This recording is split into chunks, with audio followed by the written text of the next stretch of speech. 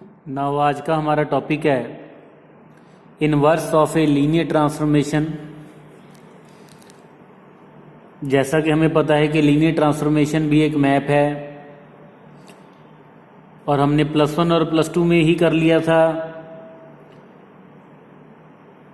कि किसी मैप का इनवर्स कब एग्जिस्ट करता है। अगर वो मैप 1 1 और ऑन टू हो देन उस केस में उस फंक्शन का, उस मैप का इनवर्स एग्जिस्ट करेगा। तो सिमिलरली टी भी क्योंकि एक मैप ही है, एक फंक्शन है v/w, तो उसका जो इनवर्स होगा वो भी तभी एग्जिस्ट करेगा अगर टी एक 1 1 और 1 1 एंड ऑन टू मैप होगा। मीन्स टी इन्वर्टिबल कब होगा? If and only if T is 1 1 and onto. Now inverse के क्वेश्चन करने से पहले कि कैसे इनवर्स फाइंड करना है, कैसे लीनियर ट्रांसफॉर्मेशन को 1 1 ऑन टू प्रूव करना है, तो उससे रिलेटेड एक इम्पॉर्टेंट थ्योरम है।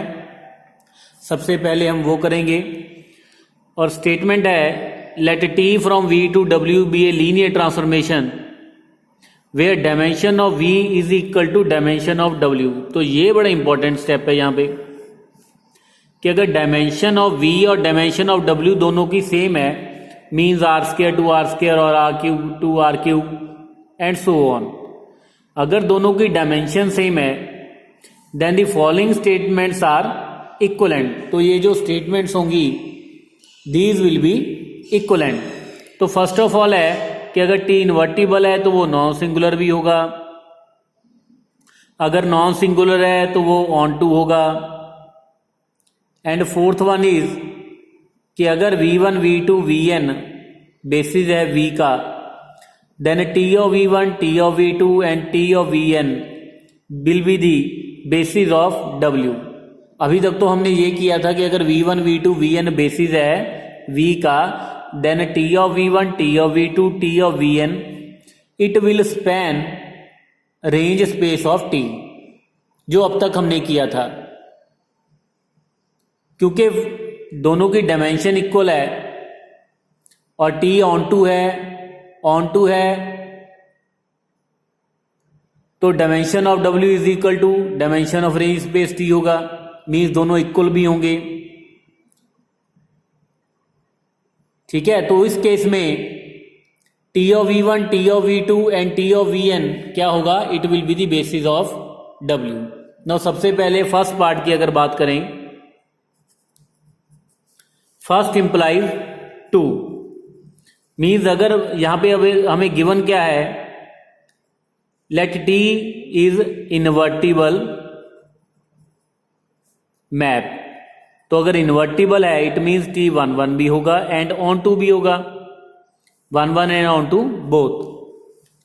नाउ अब हमने प्रूव करना है नॉन सिंगुलर, जैसा कि हमने डेफिनेशन में किया था कि अगर v 0 है तो t ऑफ v भी 0 होगा और अगर v नॉन जीरो है तो t ऑफ v भी क्या होगा?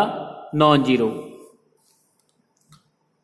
ओके, तो ये हमने यहाँ पे प्रूव करना है, या हम ये भी बोल सकते हैं कि इसका कर्नल टी क्या आएगा? 0, जैसा कि हमने डेफिनेशन में किया था नॉन सिंगुलर लीनियर ट्रांसफॉर्मेशन की। Now let x belongs to kernel T be any element, और we can say that let v belongs to kernel T be any element. तो t ऑफ x हमारे पास क्या आ जाएगा? 0 can also be written as t of 0। So therefore t of x is equal to t of 0। अब क्योंकि t 1 है, 1 1 function है, तो इट मीन्स x जो होगा that will be equal to 0। It means ये जो कर्नल t हमारे पास आ गया, kernel t is equal to singleton set 0। तो कर्नल t 0 है, इट इंप्लाइज, तो हमारे पास क्या आ जाएगा? t क्या आ जाएगा? Non singular linear transformation. Now तो ये वाला फर्स्ट इंप्लाइज 2 तो हो गया। अब सेकंड इंप्लाइज 3, तो यहां पे हमारे पास गिवन क्या है कि t इज नॉन सिंगुलर। अब नॉन सिंगुलर है एक तो ये है कि कर्नल टी यहाँ पे क्या होगा, 0 के इक्वल। नाउ प्रूव हमने ये करना है कि टी जो है that is onto map. तो जैसा कि हमें पता है कि ऑन टू कब होता है, अगर range space of T is equal to W के इक्वल आ जाए। अगर रेंज स्पेस जैसा कि हमने फंक्शन में किया कि अगर range of f is equal to W आ जाए, देन इन दैट केस जो फंक्शन होगा that will be onto.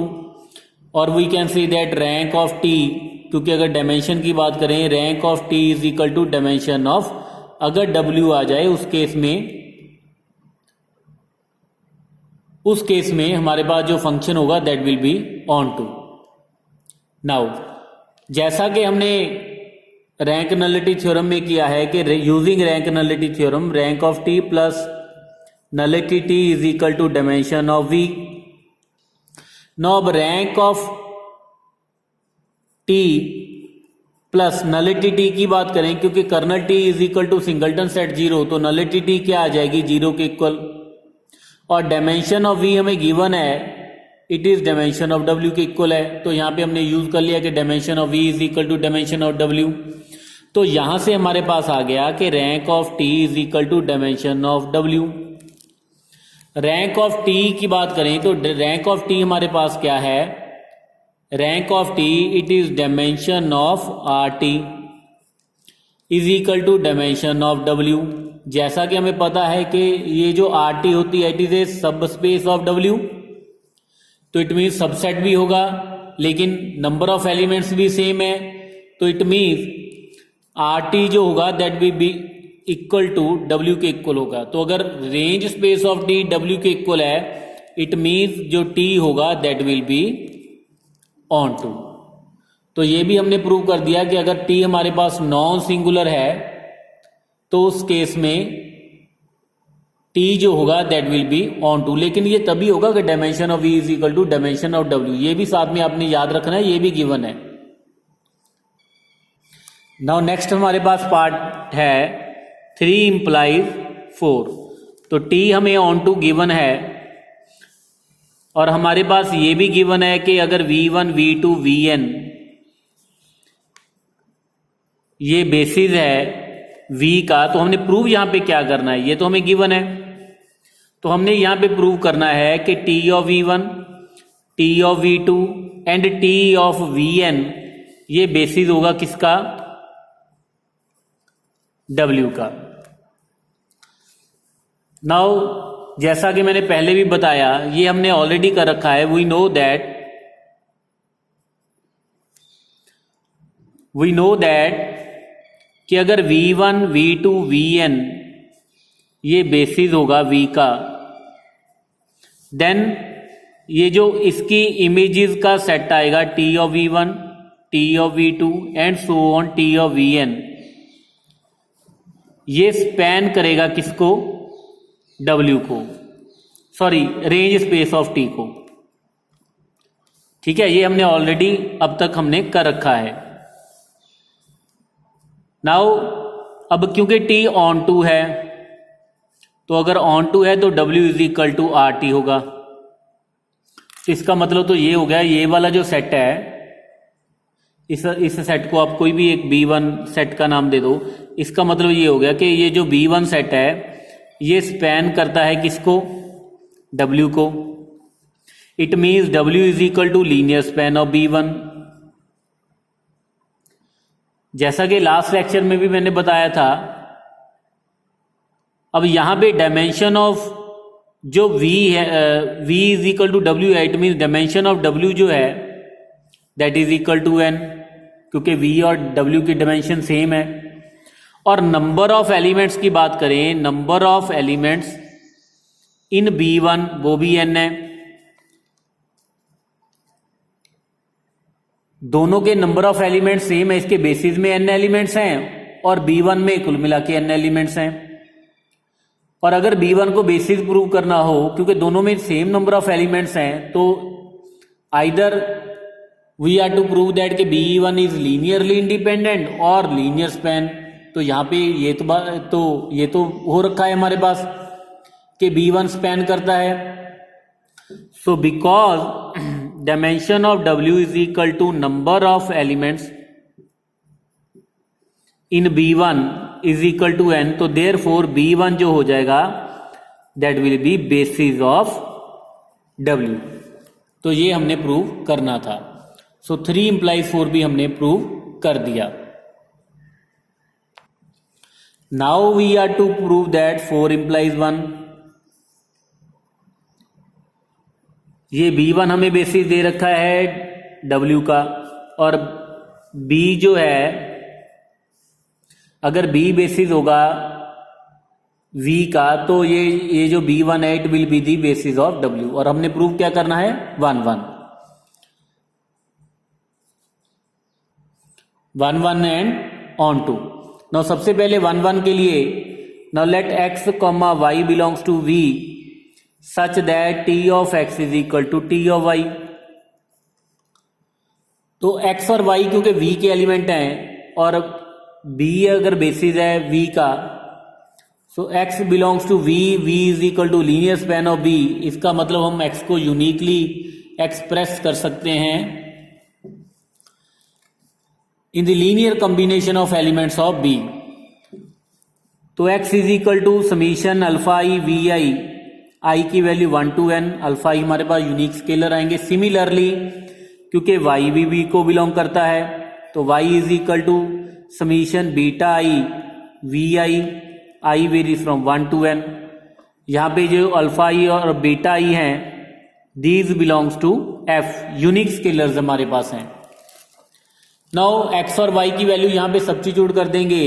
Now t of x की बात करें, alpha i we I is equal to t of summation beta i we i की value क्या है हमारे पास? 1 to n. अब क्योंकि t लीनियर ट्रांसफॉर्मेशन है, so this can be written as summation i varies from 1 to n alpha i t of V I is equal to summation i varies from 1 to n beta i t of V I. So ये हमारे पास आ जाएगा summation i varies from 1 to n alpha i minus beta i t of V I is equal to 0. अब t1 tv t of v2 and so on t of vn, ये हमारे पास क्या है? बेसिस है w का. Now because b1 is basis of w, because b1 is basis of w, तो it means ये जो b1 होगा लीनियरली इंडिपेंडेंट होगा. अगर लीनियरली इंडिपेंडेंट है तो ये स्केलर्स क्या आ जाएंगे? 0. Alpha i minus beta i is equal to 0 for all i vary from 1 to n. मीन्स alpha i is equal to beta i for all i vary from 1 to n. तो अगर ये दोनों इक्वल हैं तो summation alpha i we I is equal to summation beta i we I vary from 1 to n. इसका means x is equal to क्या आ जाएगा? y. तो हमने कंसिडर क्या किया था? T X is equal to T Y, और यहां पे हमने प्रूव क्या कर दिया कि x is equal to Y. Implies जो t है हमारे पास क्या आ जाएगा? 1 1. Now we are to prove that t is onto. After that we can say that t will be invertible. Now onto के लिए लेट y belongs to t, let y belongs to w be any element. अब क्योंकि w is equal to linear span of v1 है, तो इसका मतलब हम y को v1 के एलिमेंट्स के लीनियर कॉम्बिनेशन में लिख सकते हैं. So y is equal to alpha 1 t of v1 alpha n t of vn. क्योंकि t लीनियर ट्रांसफॉर्मेशन है, so it is equal to t of alpha i v1 alpha 1 v1 alpha 2 v2 and so on alpha n vn. So this is equal to T of, क्योंकि अब ये b के element का linear combination है, तो अगर इसको x consider कर लें, x हमारे पास क्या है? समीशन अल्फा i वी आई, तो ये बिलोंग करेगा v को. तो y हमने w का एलिमेंट लिया था. So for each y belongs to w there exist x belongs to V such that T of X is equal to Y. तो इसका मतलब टी जो हमारे पास आ जाएगा that is onto, hence T is 1 1 and 2 implies T is invertible. तो जब भी हमारे पास अगर कंडीशन गिवन है कि dimension of V is equal to dimension of W और टी को हमने इन्वर्टिबल प्रूव करना है, तो हम कोई भी एक कंडीशन नॉन सिंगुलर या ऑन टू कुछ भी एक प्रूव कर दें तो हमारे पास टी जो आ जाएगा इन्वर्टिबल लीनियर ट्रांसफॉर्मेशन आ जाएगा, मींस उसका इनवर्स एग्जिस्ट करेगा। नाउ अब इससे रिलेटेड कुछ क्वेश्चंस करेंगे कि how to find the inverse of the linear transformation. Now question हमारे पास है T R cube to R cube linear transformation है। जैसा कि आप यहां से देख सकते हो वी हमारे पास आर क्यूब है और डब्ल्यू भी आर क्यूब के इक्वल है। तो v और यहाँ पे सेम है, v is equal to W है, तो डायमेंशन ऑफ v और is equal to dimension of w वो भी सेम होगी। मैप हमें गिवन है इज t इन्वर्टिबल। क्वेश्चन यहाँ पे क्या है कि क्या t इन्वर्टिबल है, अगर है तो t का इन्वर्स फाइंड करो। तो जैसा कि अभी हमने थ्योरम में किया कि अगर dimension of v is equal to dimension w है, टी को इन्वर्टिबल प्रूव करना है तो टी को नॉन सिंगुलर प्रूव कर सकते हैं। कोई भी एक काम कर दो, या तो ऑन टू प्रूव कर दो। तो यहाँ पे सबसे इजी काम है टी को नॉन सिंगुलर प्रूव करना। नॉन सिंगुलर के लिए जैसा कि आप जानते हो बाय डेफिनेशन अगर कर्नल टी को जीरो प्रूव कर दें, सिंगलटन सेट जीरो, तो टी नॉन सिंगुलर आ जाएगा। तो अगर टी नॉन सिंगुलर है तो टी इन्वर्टिबल भी होगा by theorem, last theorem. Now अब सबसे पहले मैं कर्नल फाइंड करूंगा। नाउ कर्नल टी की अगर बात करें तो by definition X Y Z belongs to V such that T of X Y Z जो होगा वो 0 0 0 ऑफ डब्ल्यू के इक्वल हो। नाउ वी के वो element such that T of V is equal to 0 of W. Now X Y Z, अब T of X Y Z की बात करें तो ये हमारे पास आ जाएगा 3x, X minus Y, 2x plus Y plus Z is equal to 0 0 0। Now अब इनको कंपेयर करेंगे। जब कंपेयर किया तो 3x is equal to 0, X minus Y is equal to 0, 2x plus Y plus Z is equal to 0। तो यहां से x की वैल्यू 0 आ जाएगी, x की वैल्यू 0 यहां पे सब्स्टिट्यूट कर देंगे, y की वैल्यू 0 आ जाएगी, x और y की वैल्यू यहां पे सब्स्टिट्यूट कर देंगे तो z की वैल्यू भी क्या आ जाएगी 0। तो x और y की वैल्यू x y z तीनों की वैल्यू 0 है। इट मींस ये जो कर्नल टी हमारे पास आ जाएगा दैट इज 0 0 0 मींस 0 वेक्टर। तो अगर कर्नल टी 0 है it means T is non singular by definition. अगर t नॉन सिंगुलर है तो t जो होगा दैट विल बी इनवर्टिबल। ठीक है, यहां पे ना हमने 1 1 प्रूव किया ना हमने ऑन टू प्रूव किया, ठीक है, लेकिन कर्नल t की हेल्प से हमने क्या कर दिया, t को इनवर्टिबल प्रूव कर दिया। नाउ अब t इनवर्टिबल है तो उसका इनवर्स भी होगा। तो इनवर्स के लिए जैसे हम पहले क्वेश्चन करते थे फंक्शन का इनवर्स कैसे फाइंड करना है। Now let a b c belongs to w यहां पे R cube such that t of X Y Z is equal to a b c means t of x हमने equal to ले लिया, y के consider कर लिया। अब t of X Y Z की वैल्यू क्या है हमारे पास 3x, X minus Y, 2x plus Y plus Z is equal to a b c। Now compare करेंगे 3x की वैल्यू a के इक्वल आ जाएगी, x माइनस वाई की वैल्यू b के equal, 2x plus Y plus Z की value c के equal. तो यहां से हमारे पास x y z की वैल्यूज आ जाएंगी in terms of a b c। तो x की वैल्यू a ओवर 3, इसको सिंप्लीफाई करेंगे, y की value a over 3 minus b और z की वैल्यू जो आएगी, z की वैल्यू जो होगी that will B c minus a minus b। अब क्योंकि टी इन्वर्टिबल है तो टी का इन्वर्स एग्जिस्ट करेगा, तो टी इनवर्स से ऑपरेट कर देंगे तो ये हमारे पास आ जाएगा T inverse of T of X Y Z, क्योंकि T is because T is invertible implies T inverse exist करेगा, तो टी इनवर्स के साथ हम ऑपरेट कर देंगे तो ये हमारे पास आ जाएगा T inverse A comma B comma C. Now T inverse into T, तो ये हमारे पास आइडेंटिटी मैप क्या करेगा, एक्स वाई जेड को एक्स वाई जेड पे मैप कर देगा। अब हमने क्या करना है, एक्स वाई जेड की वैल्यू सब्स्टिट्यूट कर देनी है, तो therefore T inverse of A B C, X की वैल्यू क्या है, एक्स की वैल्यू सब्स्टिट्यूट कर देंगे ए ओवर 3, वाई की वैल्यू ए ओवर 3 माइनस बी, और जेड की वैल्यू हमारे पास आ जाएगी सी माइनस ए माइनस बी। तो ऐसे करके हमने टी इनवर्स फाइंड कर लिया। तो T inverse of A B C is equal to A over 3 comma A over 3 minus B comma C minus A minus B. Now इससे रिलेटेड और book में काफ़ी क्वेश्चंस हैं तो आप वो सॉल्व कर लीजिएगा। अगर डाउट होगा तो आप मुझे व्हाट्सएप कर दीजिएगा और कमेंट कर दीजिएगा इस वीडियो पे। तो नेक्स्ट टॉपिक हम नेक्स्ट लेक्चर में स्टार्ट करेंगे। Thank you.